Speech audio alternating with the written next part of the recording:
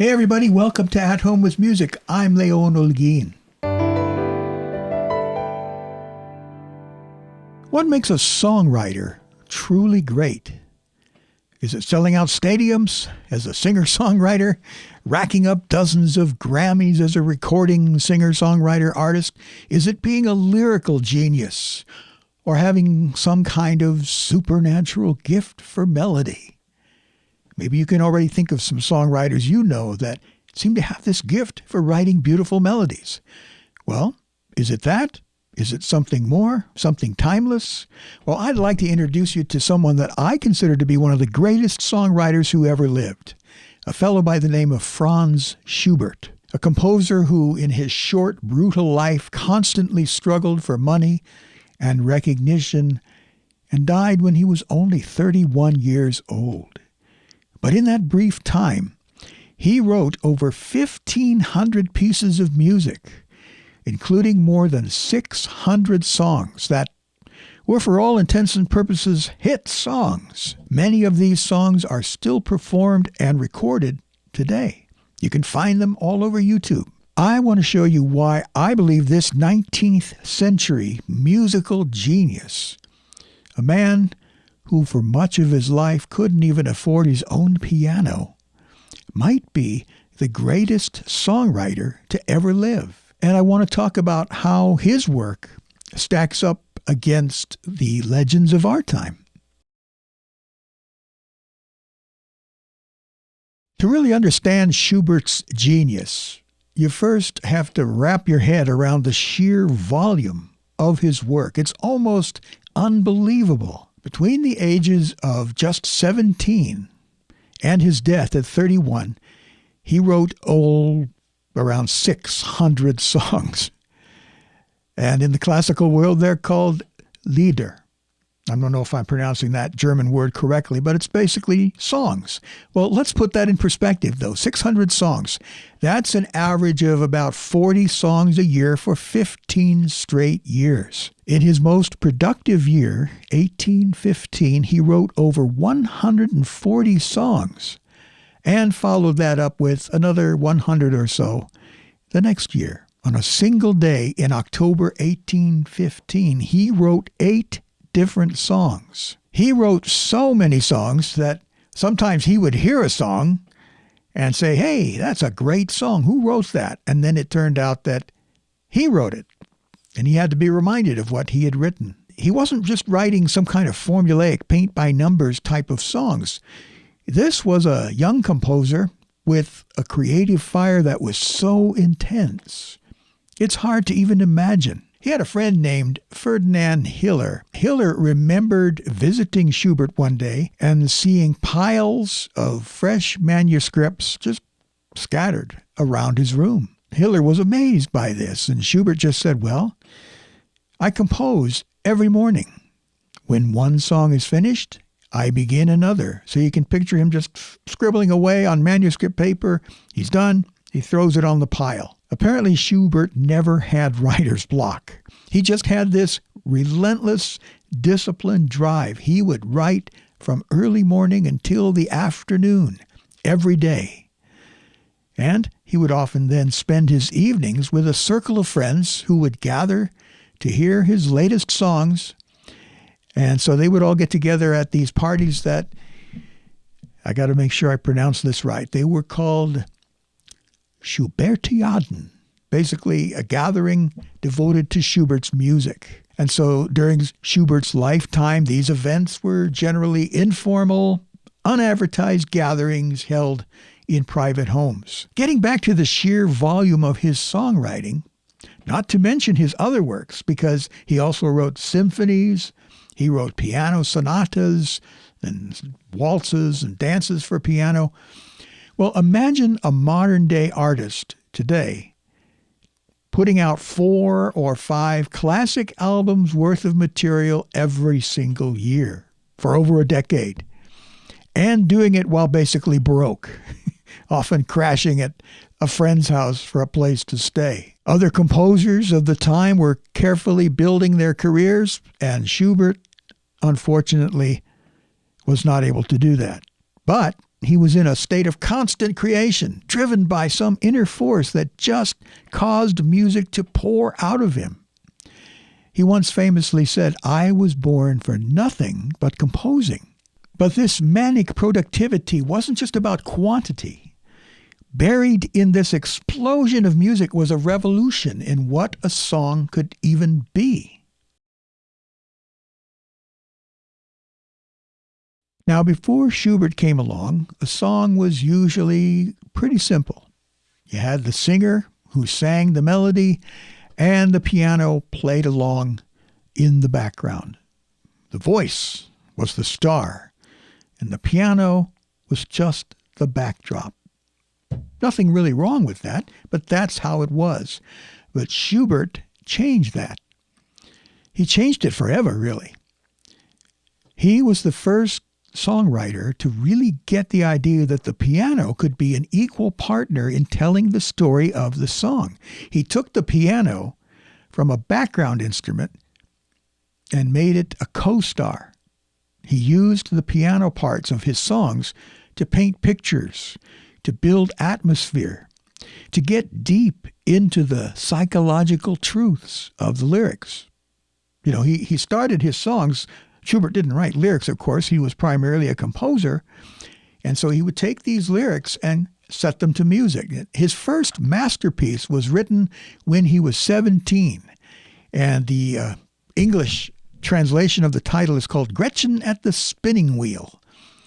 And so this is a song about a young woman who is obsessing over a lost love.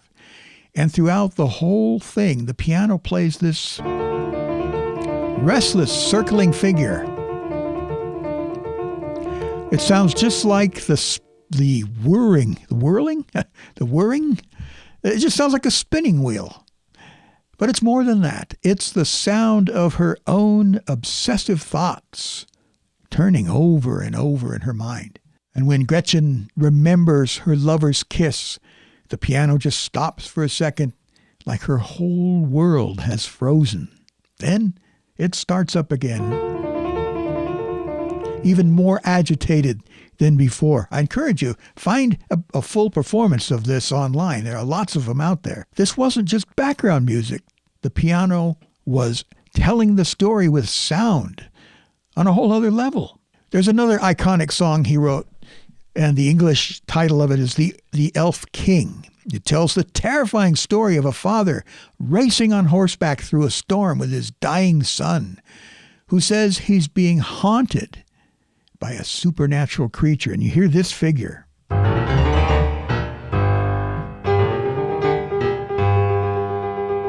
And so Schubert is using the piano to create this frantic, galloping rhythm of the horse. You might even hear this in a Warner Brothers cartoon when Yosemite Sam shows up. And it gives the whole song this heart-pounding urgency. In the song, Schubert gives each of the four characters in the lyric. You have the narrator, you have the father, you have the son, and the evil elf king. They all have their own unique voice and musical style. It's basically like a 3-minute horror movie, a mini opera, all in one song.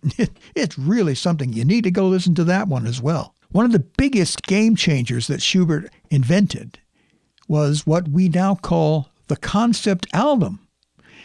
But Schubert, in his day, it was called a song cycle. It was a group of individual songs designed to be performed together to tell one big story or explore a single emotional theme. Two of the great song cycles for which he was famous, long after his death, unfortunately. One is called The Beautiful Miller's Daughter.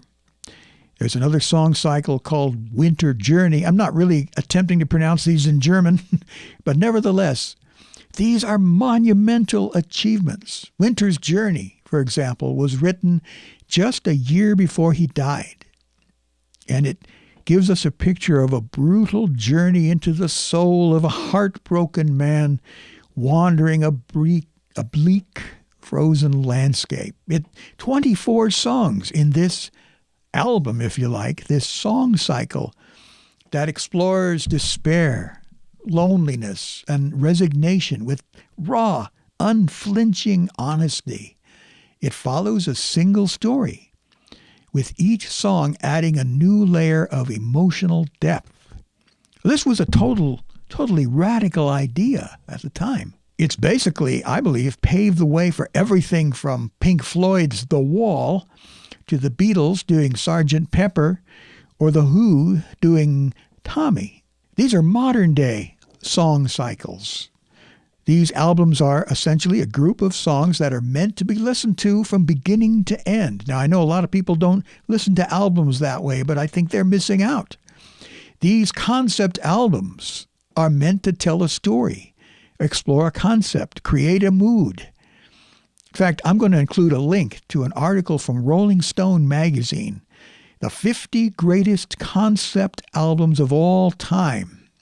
Now, like any list, it's subjective. You may not agree with it, but these classical modern-day song cycles, these concept albums can trace their roots all the way back to Schubert. Now, it would be easy to look at Schubert with his bohemian life and his early death and almost envision him as the original rock star. He turned down a stable job as a teacher to chase music. He lived a bachelor's life. He hung out in taverns. He relied on his friends basically for everything. And if you read about descriptions from his inner circle, his friends, they paint a picture of a guy with a dual nature. One side was creating this heavenly music, unbelievable stuff. But then you had the other side, as one friend put it, bathed in slime. Schubert was part of a group of artists who were pushing back against the repressive government in Vienna. One of their parties was even raided by the secret police, and Schubert got thrown in jail for a night. But that rock star image, that can only get you so far. The reality was that Schubert was poor his whole life and never got the recognition he deserved. Publishers didn't want to take a chance on him, and he was constantly cheated out of being paid fairly for his work. It sounds like a lot of rock stars nowadays, doesn't it? One publisher supposedly made a fortune of 36,000 florins, which is approximately $24,000 or almost $1 million in today's money from a single one of his songs. And Schubert got nothing. This was a song that Schubert wrote called The Wanderer. Now, while Schubert himself had sold 12 books of his songs for about 800 florins, not very much money. Schubert's last years were very dark.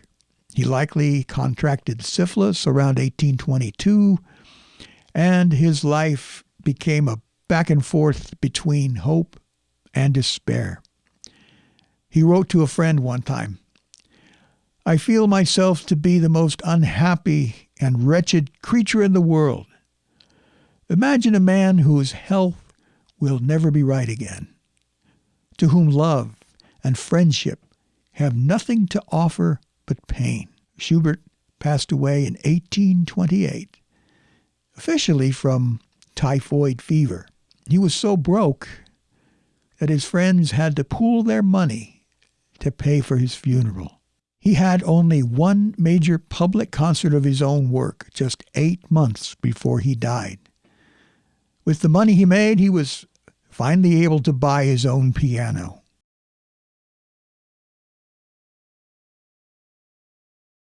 You've got this guy who outproduced everyone, who revolutionized what a song even is, and who poured all of his suffering into his art. But can we really call Schubert the greatest songwriter of all time?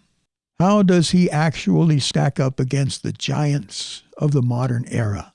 Now, I've been talking a lot about the Beatles recently, and the Lennon-McCartney partnership, of course, is legendary for its melodies, its creative magic. They could craft these perfect, unforgettable pop hooks like it was nothing. But Schubert was a melodic fire hose, if you like. He had this ability to spin out one beautiful, emotionally charged tune after another. And that was just on another level. While McCartney might carefully craft a perfect melody, for Schubert, it was like the music just possessed him, poured out of him, fully formed. Like we talked about, he just wrote stuff down on manuscript paper, no piano to refer to. Then you have Bob Dylan, for example, the Nobel Prize winner who redefined what lyrics could do. Dylan brought a new kind of poetic and political depth to music. He told complex stories in his songs. He took on society. His lyrics were often these indescribable streams of consciousness, mixing surreal images with deep truth. But Schubert did something very similar 150 years earlier. Now, granted, he didn't write the words himself, but he took the greatest poetry of his time from geniuses like Goethe and Schiller. You need to look those guys up if you don't know who they are. He took their poetry and made it something more, fusing word and music together to unlock even deeper meanings through the melodies, through the accompaniments that he created. His song cycles are narrative journeys, just as epic and emotionally shattering as any of Dylan's story songs. Where Dylan blew up lyrical conventions, Schubert blew up musical conventions. He pushed harmony and song structure into strange new places that mirrored the mythological chaos of the characters that were in the songs. Schubert's profound emotional honesty makes you think of a songwriter like Joni Mitchell, who wrote these wonderful confessional songs that laid out all the intimate details of her life. Schubert, too, was a poet of loneliness and sorrow. In his final works, which he wrote knowing that he was dying, you hear a man staring his own mortality in the face. A lot of it had to do with the poems that he chose to set to music. And the music he wrote is stripped down, it's raw, it's painful, and deeply human. It's the sound of a man who literally wrote, "Each night on retiring to bed, I hope I may not wake again. And each morning but recalls yesterday's grief." So, is Franz Schubert the greatest songwriter of all time? Well, actually, that's an impossible title to give out. The context is just too different. The work of the Beatles, or Bob Dylan, or Joni Mitchell, their work had a cultural reach that Schubert, who was mostly unknown in his own lifetime, could never have dreamed of. But if you look at the raw ingredients of what makes a songwriter legendary, the insane output, the game-changing innovation, the melodic genius, the emotional depth, and the lasting influence, then Schubert's case is perhaps undeniable. He was a hit factory on an almost impossible schedule. He changed the very DNA of the song. He pioneered the concept album. And he poured his short, tragic life into his art with a searing honesty that it still feels radical today. Every great songwriter who came after Schubert, whether they knew it or not, they're living in a world that he helped build. And I believe in a lot of ways, Schubert is the songwriter's songwriter. So what do you think? Does this 19th century genius deserve to be in the same conversation as our modern legends? Let me know. Let me know your thoughts in the comments below. Please be sure to like this video and subscribe to the channel if you haven't already. If you have any questions or comments, you can leave those in the comments section. You can support my work by going to my Patreon page. Once again, thank you for watching. Thanks for listening. I hope you have found this inspirational, and I'm going to leave some links to where you can find some great performances of some of Schubert's songs. I look forward to speaking to you in the next one.